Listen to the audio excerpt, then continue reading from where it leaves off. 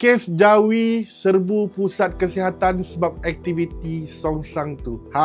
Korang ingat tak? So, masa serbuan tu lebih 200 orang kena angkut. Ramai. Serius ramai. Siap ada pejabat awam pun termasuk sekali. Internet pula dah jadi CSI 24 jam. Semua orang sibuk teka siapa dan diorang buat apa dekat situ. Okey, ini info betul. Jawi dah panggil semua orang yang disyaki terlibat dalam aktiviti songsang tu dan rakam percakapan one by one. Diorang siasat bawah undang-undang syariah. Pasal perbuatan tak sopan, cubaan buat benda pelik, semua yang jatuh bawah Akta 559. Tapi bila bab polis, lain cerita bro. 171 orang tempatan dilepaskan. Sebab apa? Sebab tak ada seorang pun mengaku jadi mangsa. No mangsa, no case. End of story untuk bahagian polis. Yang masih hidup sekarang cuma siasatan Jawi. Diorang tengah panggil saksi, kumpul cerita, nak tengok kes songsang ini lekat ke tak. Kes belum mati, cuma dah tak kecoh sebab ramai confused. Apa jadi sebenarnya? Tapi korang rasa macam mana? Tak ke lama-lama kes macam ni, gaib macam tu je?